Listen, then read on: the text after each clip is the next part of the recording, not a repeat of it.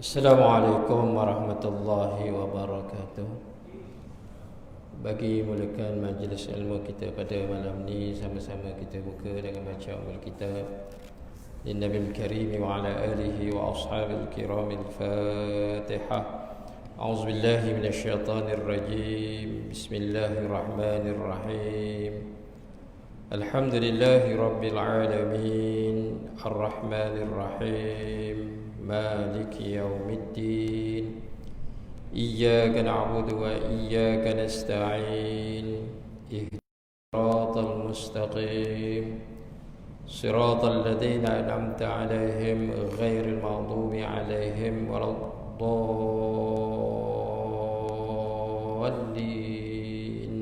آمين. بسم الله الرحمن الرحيم. الحمد لله رب العالمين، والصلاة والسلام على أشرف الأنبياء والمرسلين وعلى آله وصحبه أجمعين. اللهم صل وسلم على سيدنا محمد، طب القلوب ودوائها وعافة الأبدان وشفائها ونور الأبصار وضيائها وعلى آله وصحبه وبارك وسلم. رضينا بالله ربا وبالإسلام دينا وبمحمد صلى الله عليه وسلم نبيا ورسولا.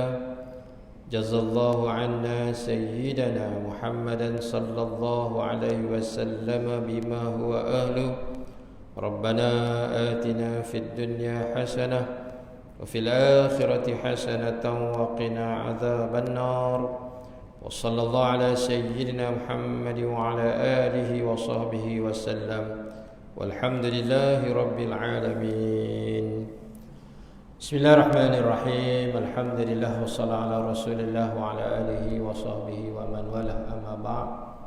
Yang saya hormati Tuan Haji Roslan selaku pengerusi Masjid Rawdatul Jannah Taman Damai Jaya, serta ahli jawatan kuasanya yang saya hormati tuan-tuan imam, tuan-tuan Bilal, tuan-tuan haji, puan-puan hajah, tuan-tuan puan-puan hadirin hadirat, muslimin muslimat yang dirahmati Allah Subhanahu wa taala. Alhamdulillah summa alhamdulillah. Pertamanya kita merafakkan kesyukuran kita kepada Allah Subhanahu wa taala kerana pada malam ini tuan-tuan kita dapat sama-sama menunaikan salat fardu maghrib secara berjamaah. Moga-moga apa yang kita lakukan sebentar tadi Allah Subhanahu wa taala terima, dan moga-moga juga kita dapat terus melaksanakan tanggungjawab kita sebagai hamba-Nya. Apapun yang diperintahkan oleh Allah Subhanahu wa taala, sama ada perkara itu dihukumkan wajib maupun sunat, ataupun perkara yang dilarang oleh Allah Subhanahu wa taala, insya-Allah moga-moga kita dapat melaksanakan tanggungjawab kita sebagai hamba-Nya.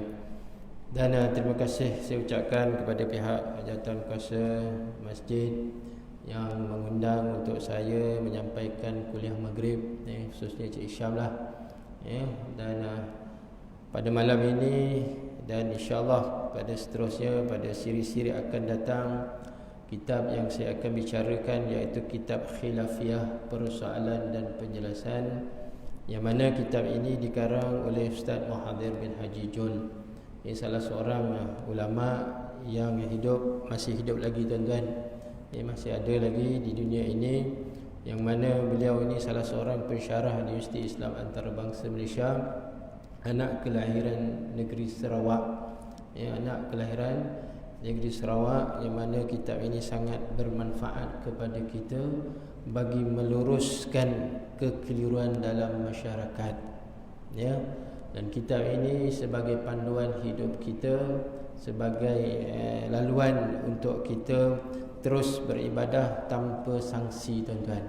Sebab ada isu-isu yang berlaku di dalam masyarakat kita, ada mengatakan amalan-amalan yang kita buat ini satu amalan yang mungkin tidak diterima oleh Allah, ataupun amalan itu menyalahi dari sudut hukum syariat. Jadi kitab ini akan membantu kita bagi menjelaskan sebarang permasalahan sebarang permasalahan insya-Allah akan diselesaikan tuan-tuan melalui kitab ini. Dan pada malam ini tuan-tuan, kita melihat di muka surat yang ketiga berkaitan tentang apa itu yang dikatakan bid'ah. Ini biasa berlaku dalam masyarakat kita, ya. Jadi pada malam ini saya akan kupas masalah tajuk ini. Dan tajuk ini merupakan satu tajuk yang agak panjang lebar diperbahaskan dalam kitab ini. Bukan dalam tempoh satu pertemuan, dua pertemuan, malah lebih tuan-tuan.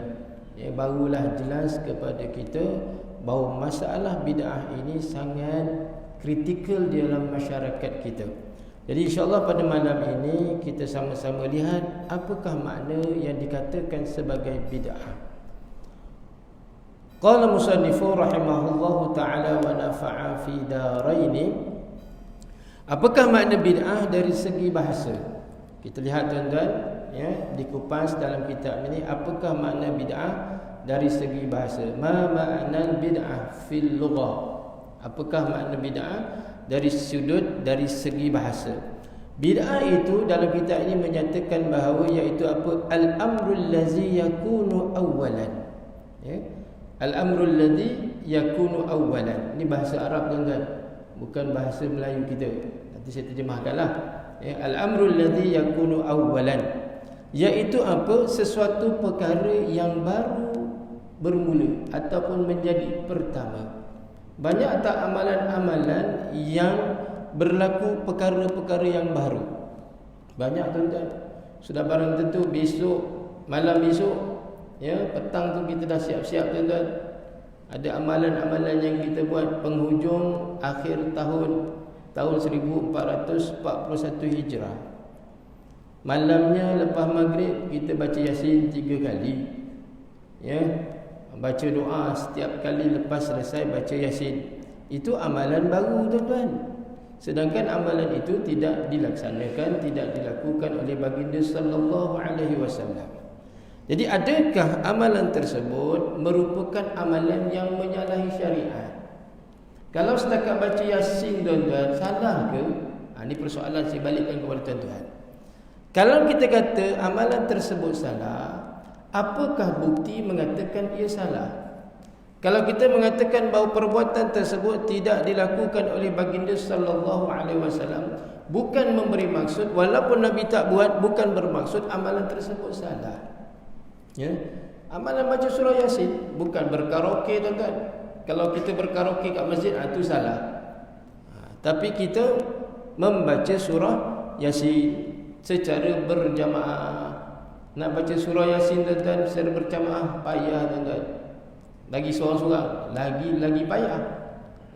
Sebab tu ulama-ulama memikirkan bagaimana nak menghimpun, bagaimana nak mengajak masyarakat beramal. Salah satu amalan baca surah Yasin tiap-tiap malam Jumaat, walaupun perkara tersebut tidak difardukan. Jangan pula tuan-tuan kata membaca surah Yasin malam Jumaat merupakan perkara wajib. Itu salah. Ya, sebab tuan-tuan, sesuatu perkara itu kita berlandaskan kepada 5 hukum. InsyaAllah kita akan sama-sama ketahui itu. 5 hukumlah sebagai dasar kita. Wajib, sunat, haram, makruh, harus. Adakah kita membaca surah Yasin setiap malam Jumaat itu perkara wajib? Siapa kata wajib?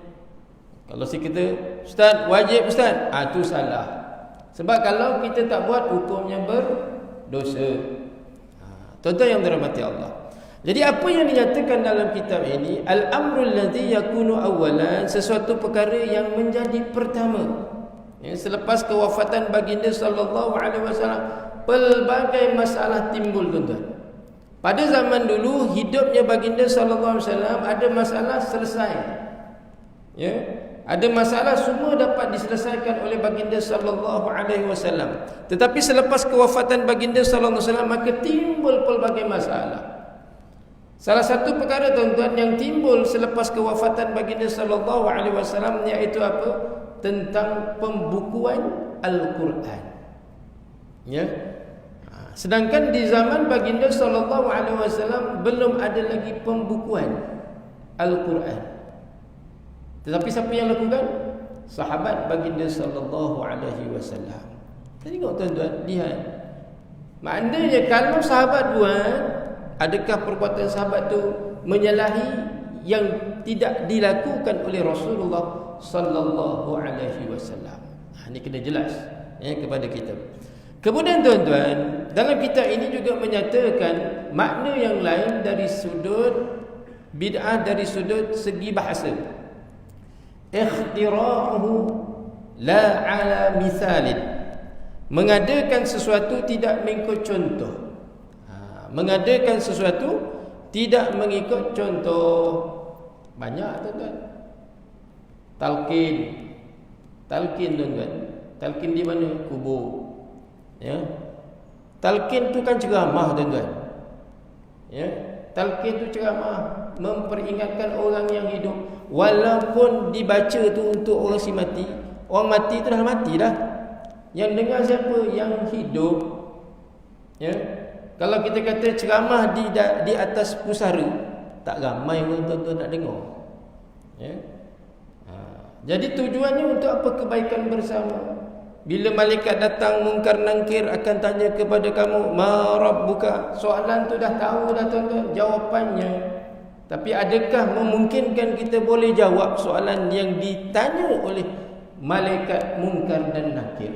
Belum tentu tuan-tuan. Ya. Belum tentu kita mampu jawab. Walaupun tuan-tuan kita bersangka baik, aku boleh jawab. Hatta ustaz tuan-tuan, yang boleh menjawabkan siapa tuan-tuan? Amalan-amalan kita. Amalan-amalan kita yang membantu kita ketika kita berada di dalam kubur nanti. Ya. Kalau amalan kita tak buat masa hidup kita tuan-tuan, agak-agak boleh bantu.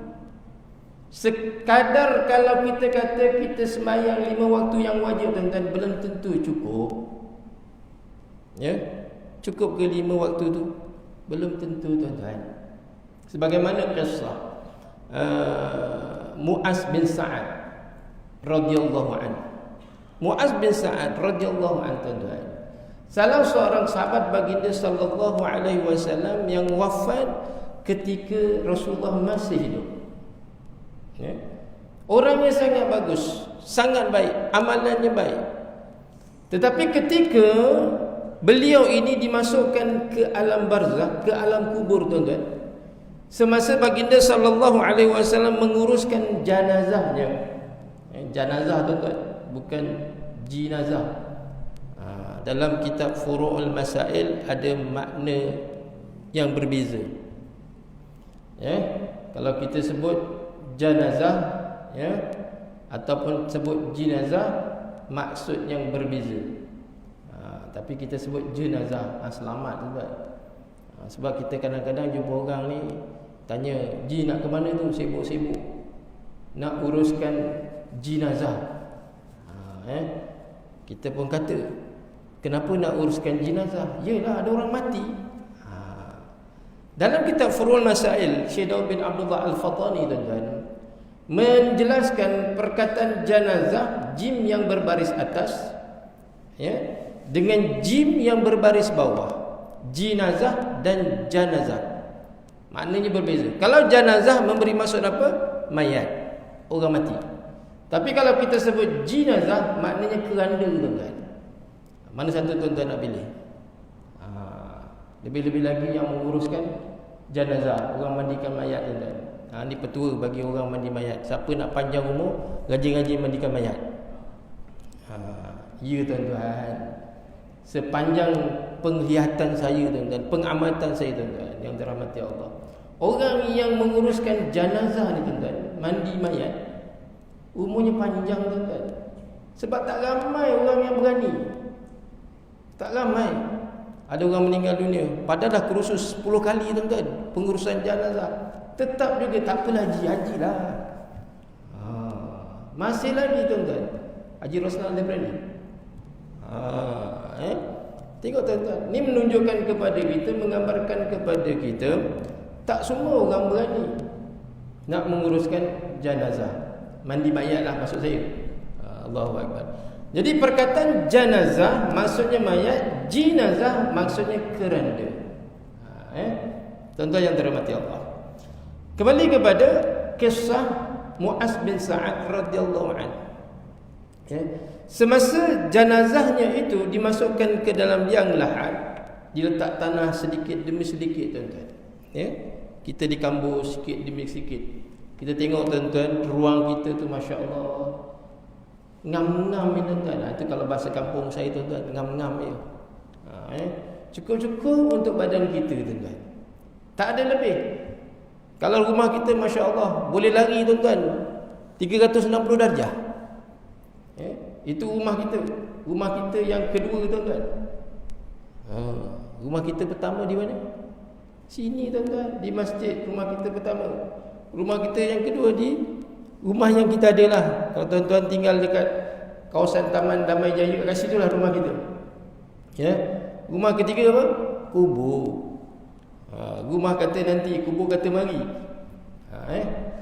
Tuan-tuan yang dirahmati Allah.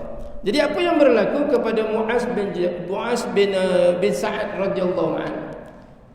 Sedikit demi sedikit tanah menutupi liang lahat. Baginda sallallahu alaihi wasallam merasai sesuatu, tuan-tuan. Sambil ditimbus, tuan-tuan, apa yang berlaku? Nabi berzikir. Tengok, tuan-tuan. Nabi berzikir. Nabi bertakbir, Allahu Akbar, Allahu Akbar. Sahabat-sahabat dengar, tuan-tuan. Dan perbuatan Nabi itu diikuti oleh sahabat radhiyallahu anhum ajma'in. Kemudian bukan saja bertakbir, malah Nabi SAW bertasbih. Subhanallah, subhanallah, subhanallah. Jadi kita, tuan-tuan, ketika berada di kubur, walaupun ada segelintir ilmuwan agama yang menolak amalan berzikir di atas pusara. Dia kata apa? Bid'ah. Nabi tak buat. Tetapi perbuatan yang saya cerita tadi, tuan-tuan, perbuatan baginda sallallahu alaihi wasallam ketika menguruskan jenazah Muaz bin Sa'ad radhiyallahu anhu, Nabi bertakbir, Nabi bertahmid. Selesai saja Nabi sallallahu alaihi wasallam bertakbir dan bertahmid, maka ditanya oleh sahabat-sahabat, "Ya Rasulullah, kenapa kau buat begitu ya Rasulullah?" Nabi jawab, "Sesungguhnya aku mendapati orang baik ni, Muaz bin Sa'ad radhiyallahu anhu, orang baik," kata Nabi, "bumi menghempit tubuh badannya." Kita belum tentu, tuan-tuan. Kita apatah lagi, tuan-tuan, nak luas kita punya kubur belum tentu. Jadi aku meminta dengan Allah Subhanahu wa taala dengan asbab bertakbir, bertahmid, bertasbih kepada Allah Subhanahu wa taala. Moga-moga jenazah Muaz bin Sa'ad itu, kuburnya itu diluaskan oleh Allah Subhanahu wa taala.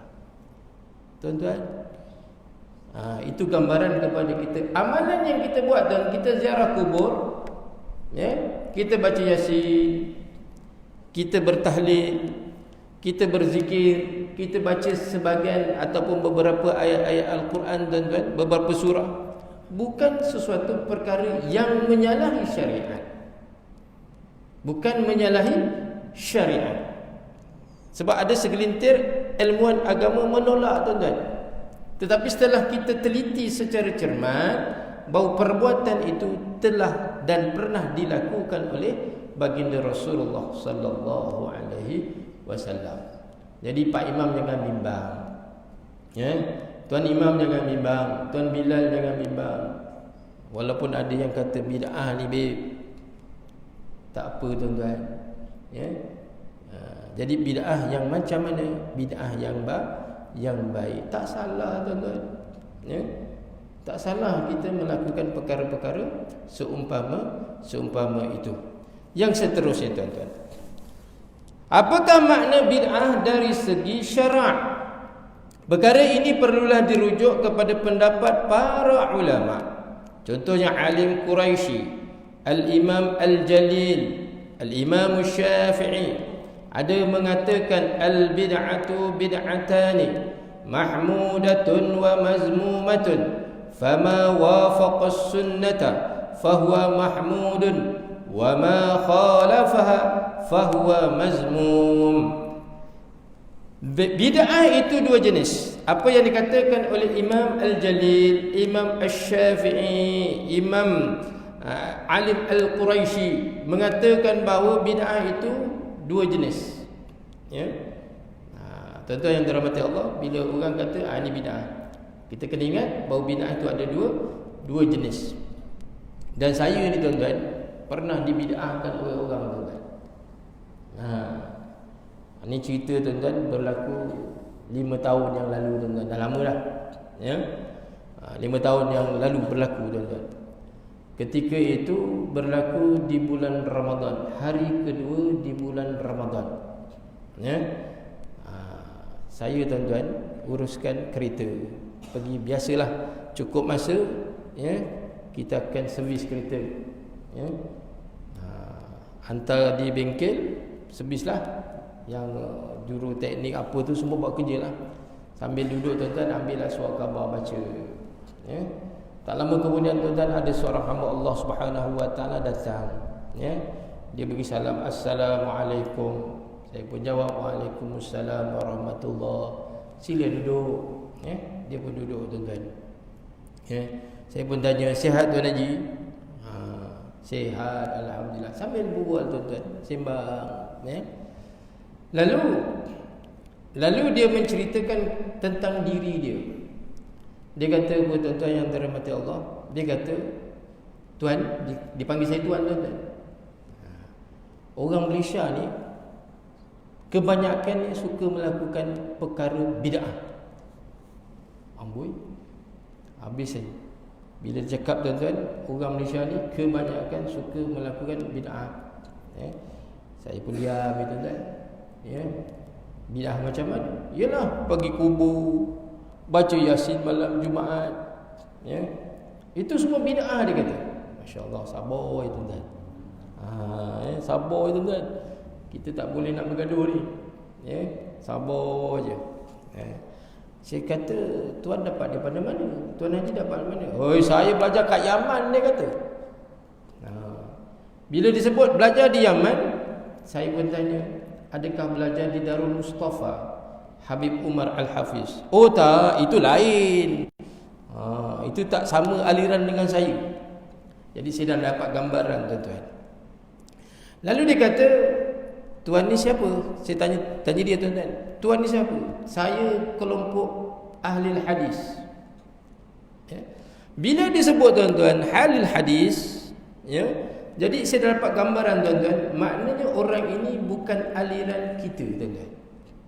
Sama ada aliran hadis, salafus, golongan salafi, ataupun digelari sebagai ansarus sunnah. Ya. Kalau di Malaysia ni dikenali golongan Wahabi. Kalau di Indonesia dikenali sebagai kaum muda. Maka kelompok-kelompok ini suka membid'ahkan. Tak mahu, tuan-tuan, saya kata. Ya. Saya kata bid'ah kenapa pula?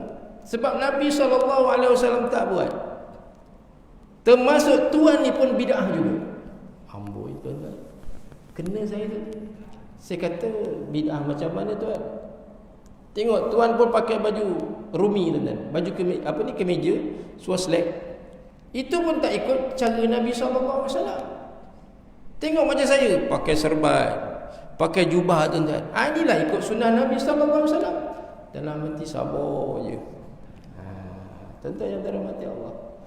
Jadi fikiran saya, tuan-tuan, terlintas. Tadi kau datang sini naik apa? Naik unta ke, naik kuda ke, naik kereta, tuan-tuan? Saya tanya, Tuan datang sini apa? Naik Kia Carnival, tuan-tuan. Dalam hati, ingatkan kau naik unta nak servis. Kau pun naik Kia. Kia pun zaman Nabi SAW mana ada, tuan-tuan? Tengok, menunjukkan kepada kita dia tidak menyatakan sesuatu itu ataupun menghukum sesuatu itu secara cermat. Sedangkan perbuatan dia, tuan-tuan, menunjukkan Nabi tak lakukan.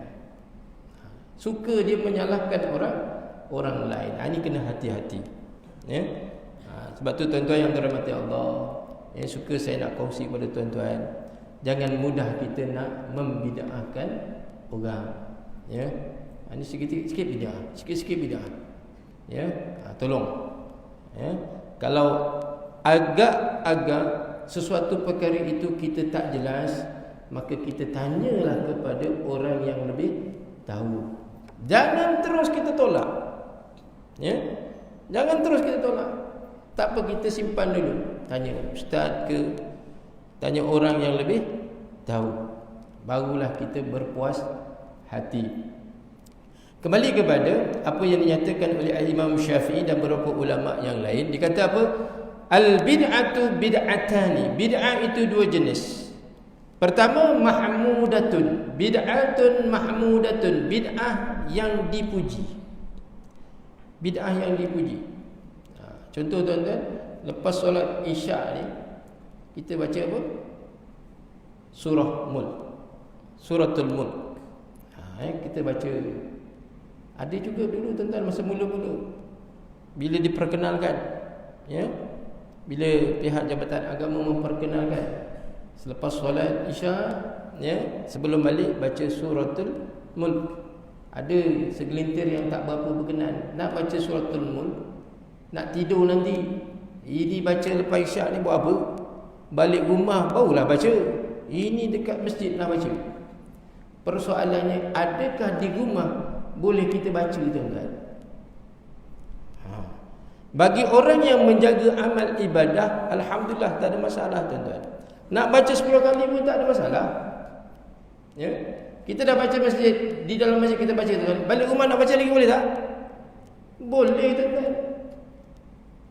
Letak kepala dekat bantal, tuan-tuan, nak baca lah. Tabarakallazi biyadihil mulku wa huwa ala kulli syai'in qadir. Baca satu ayat ngorok, tuan-tuan. Tak sempat, tuan-tuan, habis. Jadi tak apa buat. Setidak-tidaknya, tuan-tuan, adalah saham pahala yang kita akan bawa, tuan-tuan, ya, untuk kita bertemu dengan Allah Subhanahu wa ta'ala. Jangan sikit-sikit kita nyalakan. Sikit-sikit kita nyalakan. Bukan tuan-tuan lah, tapi segelintir agamawan. Agamawan juga, tuan-tuan. Kita zikir secara berjamaah pun ada juga yang tak berkenan, tuan-tuan. Ya. Sebenarnya dalam zaman baginda sallallahu alaihi wasallam, Nabi selepas sembahyang, habis sembahyang Nabi berzikir. Ada segelintir sahabat Nabi yang tak berzikir.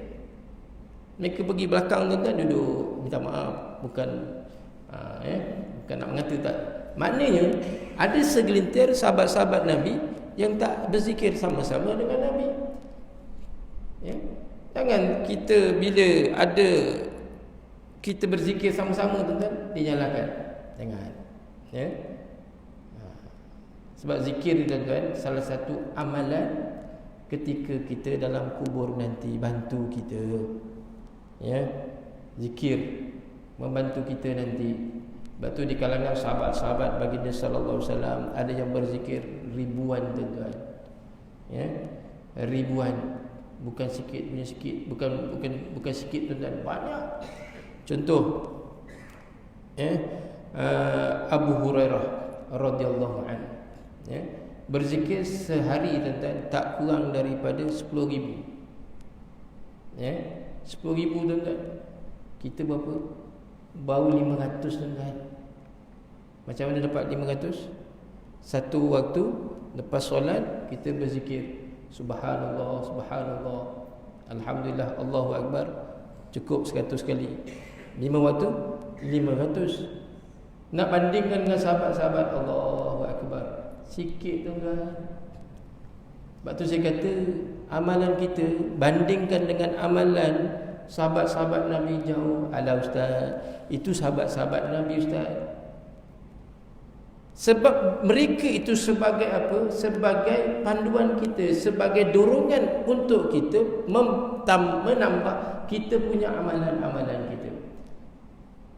Kita nak masuk syurga tuan-tuan.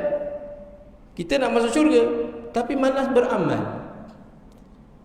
Macam mana? Suruh baca Quran malas. Baca Quran musim Ramadan habis. Siap kecoh tuan-tuan masuk dalam FE. Aku dah dapat khatam 2 kali. Tapi secara berjamaah. Kelompok tuan-tuan. Sendiri punya belum lagi ustaz. Allahu Akbar. Tuan-tuan, ni dia. Yang pertama, bid'atun mahmudatun, bid'ah yang dipuji. Yang kedua, bid'atun mazmumatun, bid'ah yang dikeji. Bid'ah keji mudah ya tuan-tuan. Contoh, pergi busut, sembah busut. Tu bid'ah yang dikeji. Bukan tu saja, malah boleh dihukumkan sebagai syirik. Mandi sapa. Orang Malaysia dah tak ada lagi tuan-tuan. Tapi negara jiran kita masih lagi melaksanakan mandi sapa. Fama wafaqa sunnata fahuwa mahmudun. Apa-apa yang selari dengan sunnah itu maka ia dipuji. Benda bagus. Baca Quran, lepas baca Quran tuan-tuan kita cium. Itu benda yang dipuji tak? Puji tuan-tuan. Sebab perbuatan tu dikiaskan. Kalau kita cium Hajar Aswad, apatah salah ke kita cium Al-Quran? Sadaqallahul azim, kita pun cium Quran. Tak salah. Jadi perbuatan tersebut perlulah kita teliti secara cermat sebelum kita menghukum salah ataupun benar. Wa ma khalafaha fahuwa mazmumun. Dan apa-apa yang bertentangan dengannya maka ia dikeji. Bila menyalahi hukum syariat maka kita tolak. Bukan kita terima tuan-tuan. Bukannya kita terima sesuatu perkara yang dikeji. Tinggal, jangan dibuat. Dalam riwayat lain, Al-Imam Syafi'i mengatakan al-muhdasatu minal umuri darbani ma uhditha yukhalifu kitaban aw sunnatan aw atharan aw ijma'an fa hadhihi bid'atud dalal wa ma uhditha minal khairi la yukhalifu syai'an min zalika fa hiya muhdatsatun ghairu mazmumatun. Perkara-perkara baru yang diada-adakan itu 2 jenis. Pertama, perkara baru yang bercanggah dengan Al-Quran. Kalau perkara baru bercanggah dengan Al-Quran tuan-tuan, maka kita tolak. Itu satu. Ada tak bercanggah dengan Al-Quran? Tengok. Yang kedua, au sunnatan, iaitu bercanggah dengan sunnah, hadis-hadis baginda sallallahu alaihi wasallam. Yang ketiga, au asaran, ataupun asar, perbuatan sahabat-sahabat baginda sallallahu alaihi wasallam. Yang keempat, au ijma'an, ataupun ijma' ulama. Jadi tuan-tuan, sumber kita bukan 2 tuan-tuan. Sumber hukum kita bukan 2. Ini ada segelintir agamawan kata sumber hukum 2. Apa dia? Pertama, Quran. Yang kedua, hadis. Hati-hati tuan-tuan. Bila kita kata sumber hukum 2 tuan-tuan, tak sempurna. Siapa yang beri faham tentang Quran? Ulama tuan-tuan. Siapa yang memberi faham tentang hadis? Ijma' ulama. Dan setiap perbuatan-perbuatan yang dilakukan ada tak dikiaskan dengan perbuatan sahabat-sahabat Nabi sallallahu alaihi wasallam? Ada. Sebagaimana contoh yang saya bagi tadi tuan. Tentang apa tadi? Tentang Al-Quran dengan Hajar Aswad. Kita buat analogi. Kita buat analogi maknanya kita buat perbandingan. Kalau Quran itu kita cium, kita kiaskan dengan apa tadi? Hajar Aswad. Wallahu a'lam. Insya-Allah kita sambung sikit kita tuan selepas laungan azan. Jadi kita bagi laluan azan insya-Allah. dipersilakan.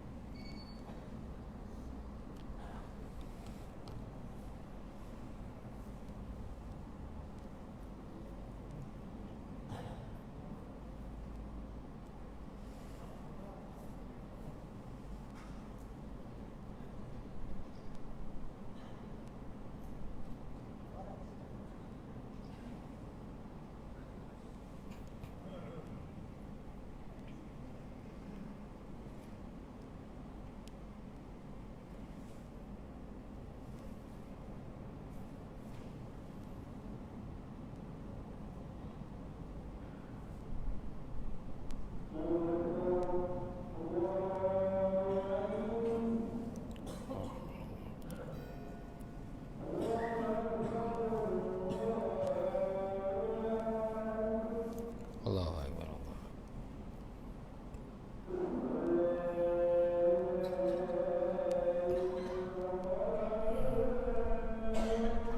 Asyhadu an la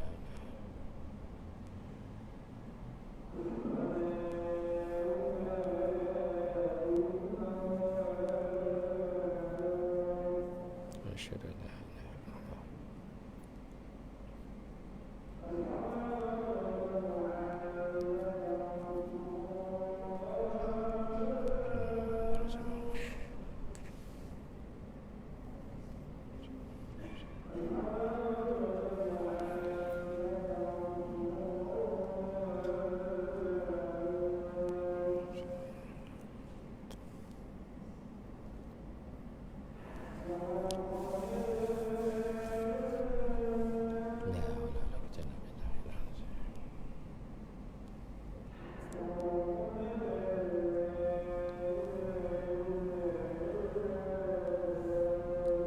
La haula wala quwwata illa billah.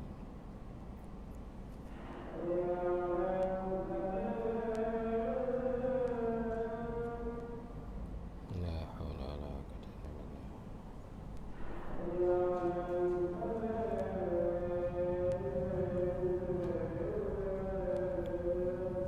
La haula wala quwwata illa billah.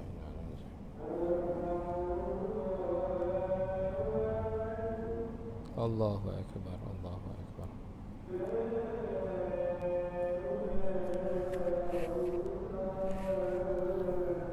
La ilaha illallah Muhammadur Rasulullah sallallahu alaihi wasallam. Allahumma rabb hadhihi at-tammah wa saqqam hadi sayyidina Muhammad wa ba'asu maqam mahmud alladhi wa'ada innaka la takhlifu ya rahman rahim. Allahumma salli ala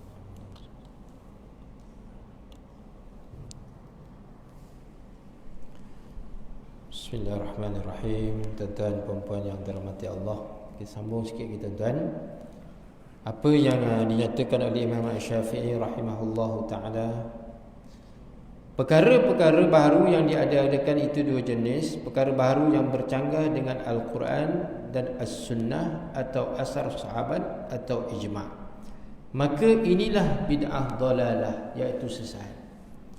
Kalau sumber yang empat ni bercanggah tuan-tuan, maka kita hukumkan hukum tadi sebagai bid'ah yang sesat.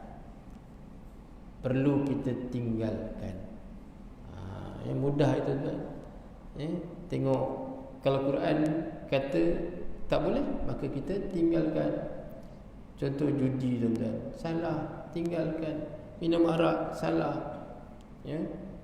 Jangan pula kita jadi segelintir macam golongan liberal sebagaimana hari Jumaat lalu tuan-tuan saya kata. Ya, memberi hukum, ya. Arak tu ya betul haram, tapi kenapa hukumnya haram? Dicari alasan tuan-tuan. Kerana mabuk, maka diubah hukum itu.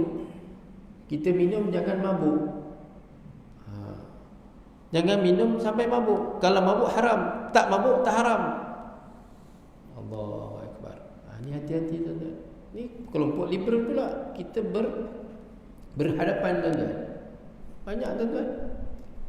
10 tahun yang lalu tuan-tuan, ada satu kes tuan-tuan. Ada satu kes. Seorang profesor, dia berusaha untuk mengubah Al-Quran itu kepada tulisan Rumi tuan-tuan. Ya? 10 tahun yang lalu. Dia tidak mau teks Arab tu. Kalau baca Fatihah, ayat pertama Bismillahirrahmanirrahim, tapi dia tak nak bismillah tu. Ditulis apa? Dengan nama Allah yang Maha Pemurah lagi Maha Mengasihani. Diterjemah tuan-tuan. Kalau 30 juzuk tuan-tuan diterjemahkan, kesannya apa tuan-tuan? Kalau anda kata berjaya misi ini tuan-tuan, 30 tahun akan datang, maka ramai orang yang tidak boleh baca Quran tuan-tuan. Alhamdulillah, ada ulama-ulama yang menentang. Contoh Tan Sri Harun Sani menentang tuan-tuan. Maknanya kesan jangka panjang. Ya? Kita yang ada teks Al-Quran itu pun minta maaf lah tuan-tuan. Baca pun kadang-kadang minta maaf, kadang-kadang tak betul. Surah Maryam, contoh surah Maryam. Kaf, ha, ya, ain, sad. Saya pernah dengar tuan-tuan, seorang bekas qari. Itu peringkat daerah tuan-tuan. Peringkat daerah. Dia baca apa? A'udzubillahi minasyaitonirrajim. Bismillahirrahmanirrahim. Masa mula tuan-tuan sedap tengok. Masuk ayat pertama surah Maryam, kahay'as. Masya-Allah tuan-tuan. Betul. Haji Ruslan. Almarhumah Hajar Rahmah kata, siapa ajar kau ni? Bacanya kaf, ha, ya, ain, sad. Allahu akbar tuan-tuan. Quran yang kita baca ni tuan-tuan, ya, Quran yang kita baca ni sebelum ini tuan-tuan tidak bertitik, tidak berbaris. Yang kita baca sekarang ni alhamdulillah, itu pun bid'ah tuan-tuan sebenarnya. Ya. Andai katalah kalau tuan-tuan tak percaya, tuan-tuan pergi Makkah, pergi ke Museum Al-Quran, saya tengok tuan-tuan, surah Baqarah ayat pertama tuan-tuan, ya, dengan tulisan tangan zaman Saidina Uthman bin Affan radhiyallahu anhu, masih ada lagi, ya, dengan cetakan baru. Ya. Zaman itu belum ada titik, belum ada baris. Kalau nun tak ada titik, ba tak ada titik, ta tak ada titik, jim tak ada titik, kha tak ada titik, agak-agak boleh baca juga. Tak boleh baca kita. Yang ada titik, ada baris pun kadang-kadang silap. Itu suatu perkara yang baru.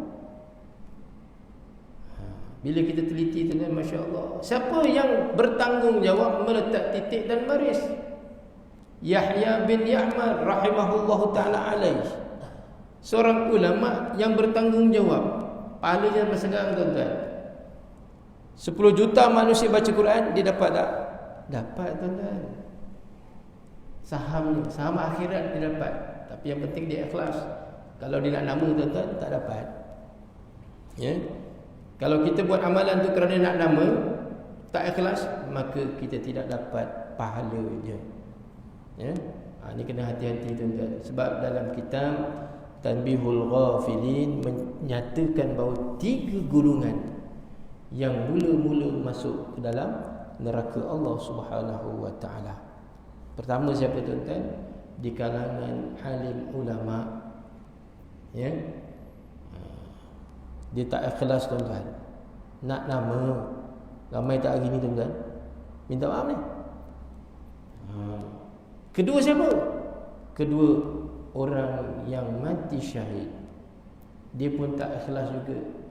Kenapa? Dia nak dipuji. Ketiga siapa tuan-tuan? Orang yang bersedekah. Tidak ikhlas. Mana Yahya bin Ya'mar tadi, sedekah dia apa tuan-tuan?